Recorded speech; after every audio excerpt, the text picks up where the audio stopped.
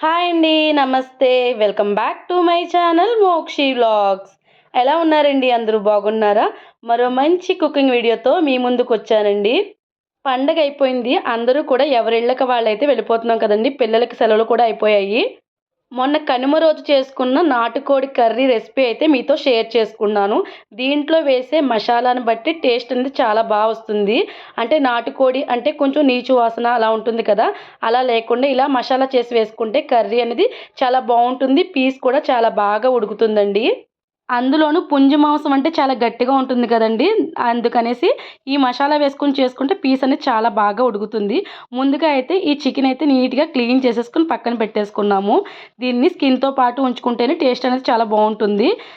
కోడిని నీట్‌గా కాల్చి అయితే కొట్టించి తెచ్చారు. ఈ నాటుకోడి చికెన్ అయితే 2 కేజీస్ వరకు ఉంటుందండి. 2 కేజీస్‌లోకి నేనిక్కడైతే ఒక పెద్ద సైజ్ ఆనియన్స్ అయితే ఒక 3 ఆనియన్స్ కట్ చేశాను. అంటే ఇవి పెద్ద సైజ్ ఆనియన్స్ అండి. ఇలా కట్ చేసుకొని పక్కన పెట్టేసుకున్నాను. మిర్చి అయితే ఒక 6, 7 వరకు కట్ చేశానండి. ఇలా ఆనియన్స్ కట్ చేసి అయితే పక్కన పెట్టుకున్నానండి. ఇప్పుడు స్టవ్ ఆన్ చేసి కుక్కర్ అయితే పెట్టుకున్నాను. మనం నాటుకోడి కాబట్టి కుక్కర్‌లో వేసుకుంటేనే ఈ కోడి అనేది ఉడుకుతుంది. చికెన్ పీసెస్ అన్నీ బాగా ఉడుకుతాయి. మామూలు చికెన్ అయితే మనం మామూలుగా వండేసుకోవచ్చు. నేనైతే ఇక్కడ కుక్కర్ పెట్టుకున్నాను. కుక్కర్ పెట్టుకొని ఆనియన్స్ అన్నీ వేసేసుకున్నానండి. ఆయిల్ కూడా ఎక్కువగానే పడుతుంది. ఆయిల్ వేసుకొని, అలాగే పచ్చిమిర్చి కూడా వేసుకొని బాగా వేయించుకోవాలి. మనకి ఆనియన్స్ అనేవి మరీ చిన్నగా కట్ చేసుకోవాల్సిన అవసరం లేదండి. అంటే మరీ సన్నగా కట్ చేసుకోవాల్సిన అవసరం లేదు. ఎందుకంటే కుక్కర్‌లో వేసుకుంటాం కాబట్టి మనకి గ్రేవీ అనేది వచ్చేస్తుంది. కుక్కర్ విజిల్స్ వేయించేటప్పటికి ఆనియన్స్ అన్నీ బాగా మగ్గిపోతాయి కదా! ఇప్పుడైతే ఇలా వేగిన తర్వాత దీంట్లోకి ఒక హాఫ్ టేబుల్ స్పూన్ పసుపు వేసి వేయించుకున్నాను. అంటే పసుపు వేస్తే బాగా త్వరగా మగ్గుతుంది కదా! మనం ఎంత బాయిలర్ కోడి చికెన్ తిన్నా, నాటుకోడి చికెన్ టేస్టే వేరండి. అది పుంజు మాంసమైనా, పెట్ట మాంసమైనా టేస్ట్ చాలా బావుంటుంది. ఇదే కర్రీ మనం పుల్లల పొయ్యి మీద వండుకుంటే ఇంకా బావుంటుంది. మనకైతే ఇప్పుడు అది కుదరదు కాబట్టి ఇలా గ్యాస్ మీదయితే వండేస్తున్నాం. పూర్వం అమ్మమ్మ, నానమ్మలైతే ఇలా పొయ్యి మీద వండేవారు కదా! చికెన్ టేస్ట్ ఇంకా బావుంటుంది ఆ పొగ స్మెల్‌కైతే. ఇలా అయితే ఉల్లిపాయలు బాగా మగ్గిపోయిన తర్వాత, మనం తీసి పక్కన పెట్టుకున్న చికెన్ నీట్‌గా క్లీన్ చేసేసుకొని, ఆ చికెన్ అంతా ఇందులో వేసేసుకోవాలి. చికెన్ మొత్తం అయితే ఇందులో వేసేసుకున్నానండి. చికెన్ అంతా వేసేసుకొని మొత్తం అంతా కూడా ఒకసారి బాగా కలిపేసుకోవాలి. దీంట్లో నుంచి కూడా కొద్దిగా వాటర్ వస్తుంది. మరి బాయిలర్ కోడికొచ్చినంత వాటర్ అయితే రాదు. మామూలుగా కొద్దిగా వాటర్ అయితే వస్తుంది. ఇది కొంచెం మగ్గేలోపు అయితే మసాలా అయితే ప్రిపేర్ చేసుకుందాం.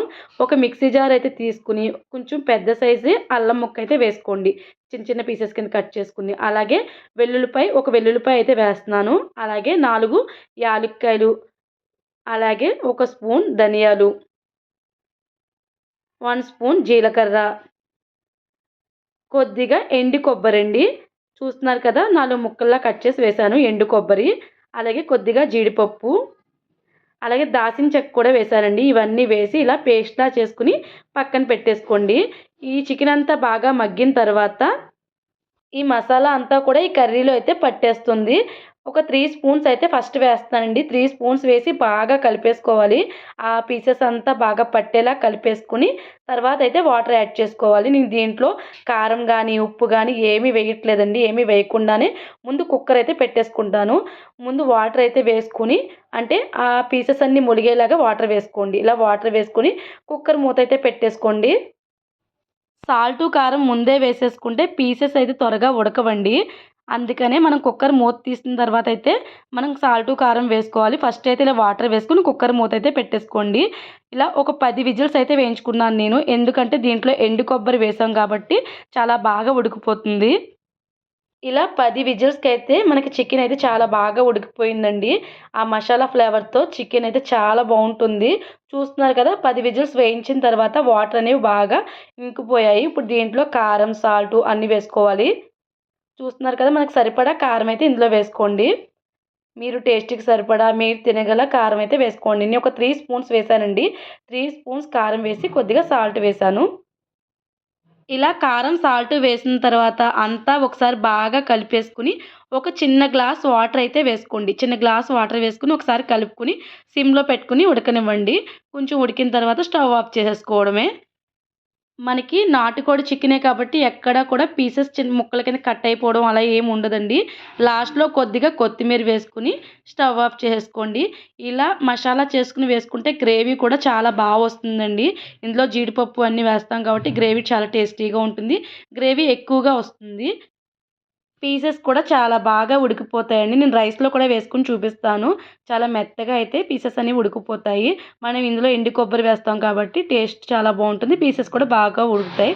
చూస్తున్నారు కదా వీడియోలో. అంతేనండి, నాటుకోడి చికెన్ అయితే రెడీ అయిపోయింది. మీరు కూడా ఒకసారి ఇలా ట్రై చేసి ఎలా వచ్చింది అనేది కామెంట్ చేయండి. ఈ వీడియో గనుక మీకు నచ్చినట్లయితే ప్లీజ్ లైక్ చేయండి, షేర్ చేయండి, సబ్స్క్రైబ్ చేసుకోండి. రేపు మరో మంచి వీడియోతో మీ ముందుంటా. అంతవరకు బాయ్ అండి.